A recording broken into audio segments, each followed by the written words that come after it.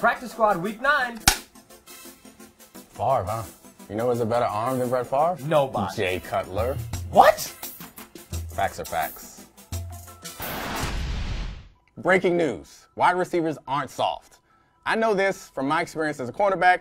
I've had many, let's say, dust-ups with wide receivers, but I think fans view them as soft because they are divas who evade contact, but they're just as aggressive as every other player on the field. They came out swinging this week. Jalen Ramsey found out the hard way when A.J. Green was trying to choke him from the back and punch him in the helmet. And then Marshawn Lattimore was blindsided by another wide receiver named Mike Evans. But the pinnacle of wide receiver aggression took place earlier in the week on NFL Network. It was a little receiver-on-receiver aggression where we had Steve Smith on set and Michael Irvin joining via satellite.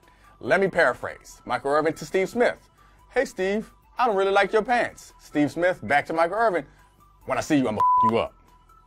So I think that pretty much drives home the point that wide receivers are aggressive, but they're not stupid. Check out this apology that Michael Irvin sent back to Steve Smith via social media.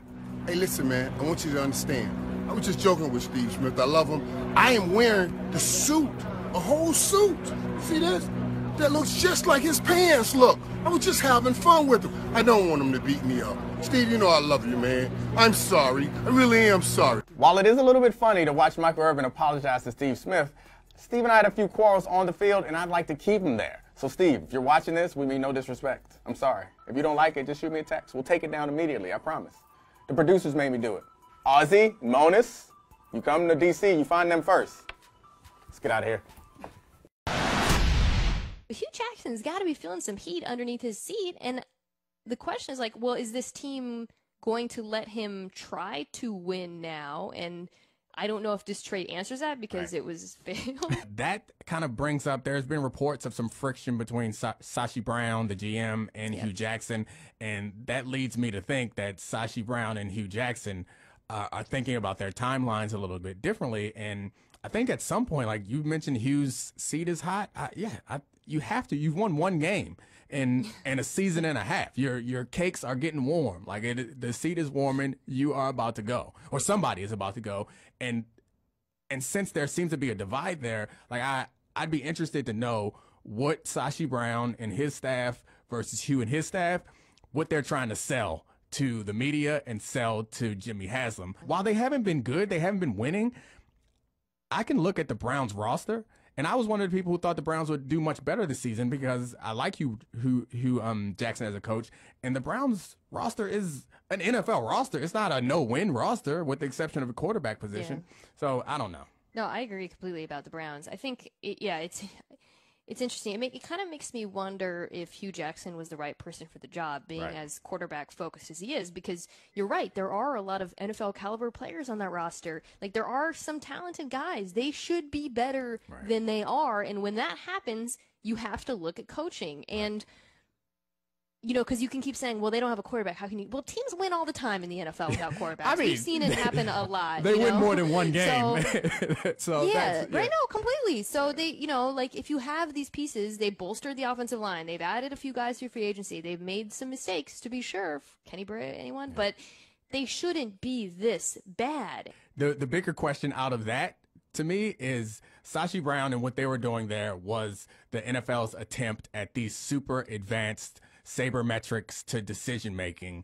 And the scary thing to me is that this is going to kill that movement because I think they have the most kind of analytics focused staff members out of any team. They spend the most money on those type of people, and the results are not showing. And it scares me that the rest of the league is going to be like, nah, let's go with a bunch of guys who just trust their eyes only. So I think that's frightening to me, because if anyone else tries to do it this way going forward, everyone's going to point back to this example and say, it didn't work for the Browns.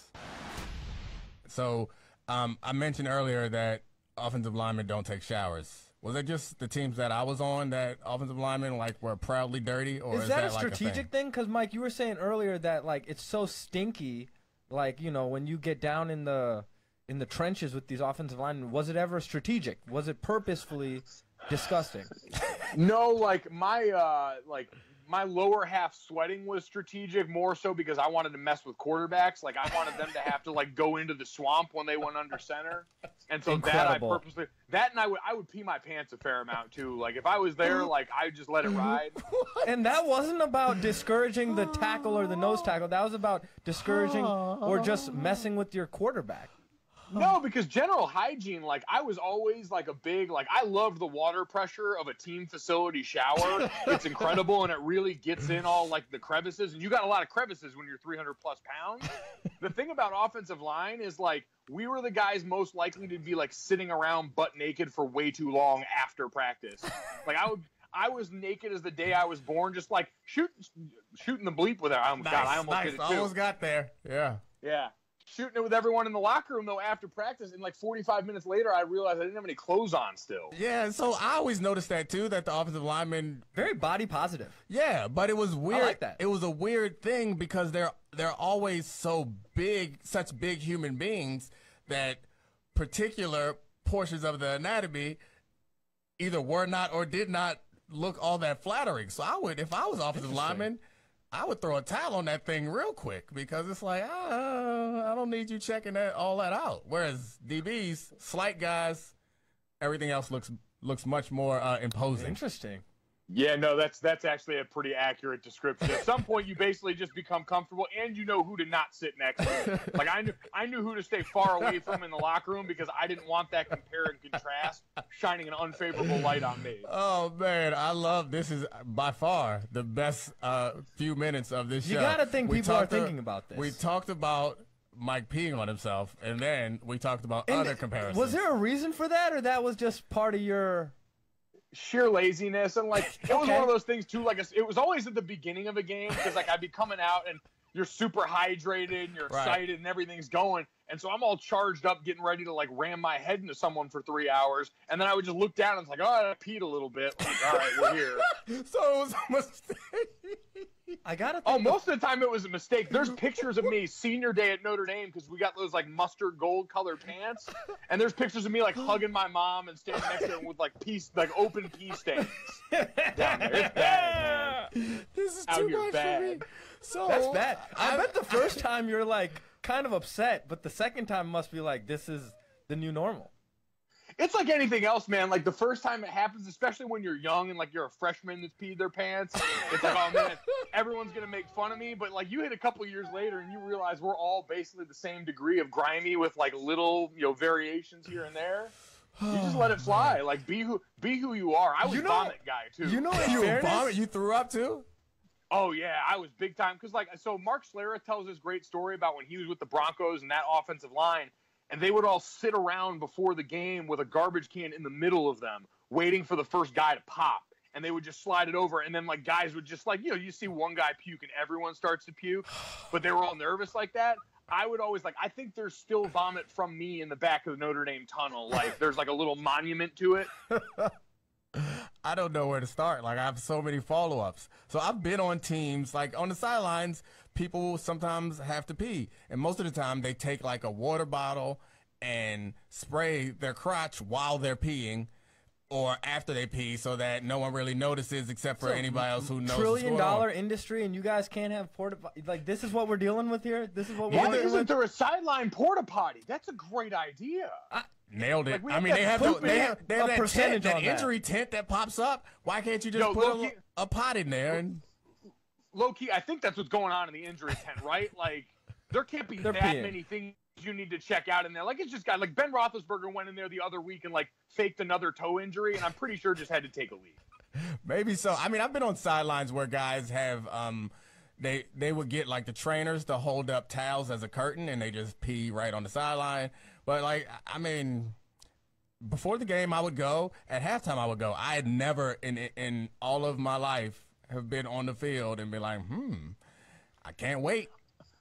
Did you ever hear the Larry Izzo story?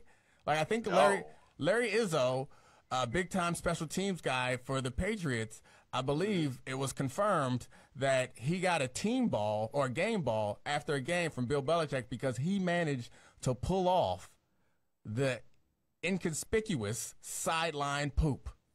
Whoa. No. Did he dig a hole? No. Google it. Break out your Google box, listeners, readers, watchers. Look it up. God. Larry Izzo, I believe this is true. Larry Izzo pulled off. This should be the only thing on his Wikipedia. Yeah, like, the best you could say is special teams hero. If you type Larry Izzo, like the first thing that should come up is successfully pooped on the sideline. Okay, Yahoo Sports 2012. Larry Izzo once got a game ball for pooping on the sideline. Boom! It's a great headline. Oh my memory. God! He's the king of Oh defecation. yeah, I was like, that's got to be the headline. Is that the headline that like you just put at the top of your resume for the rest of your life after that one? You got to Yes. get a job. Like, who's gonna Oh, turn you wait. away? Can we get him Wait, on? can I say For the something Fox? like the picture, like seeing Larry Izzo's picture again? That is absolutely the face of a guy that would poop on the sideline. Better than anybody else before him. Yeah, we got to try to get Larry Izzo as a guest just to tell this story. Join us on Sundays for the fourth quarter of Sunday Night Football for 4th and Fox. It's a lot of fun. Didn't you see that? Don't you want to be a part of that? Facebook Live, and you get to look at this face.